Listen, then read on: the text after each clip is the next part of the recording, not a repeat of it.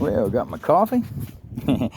Grandboy's little bitty fishing pole from when he was little. Anyway, I'm here scoping out this weather, man. We got a tornado, severe thunder shit happening this way to the southwest. It don't look bad. The wind is coming out of the east. You can see the clouds blowing east. Kind of a southeast to west. Kind of a funky little thing. You can see the little low ones, the cumulus up there, kind of stabilized. Looking for hooks. I see a little S curve right there that I'm not digging too well. But like everything else, weather is just Mother Nature flexing, that's all. So, anyway, quick little update. Oh, I just saw lightning. I probably caught that one on radar or on the camera. Damn it, man. Let's hear the rumble.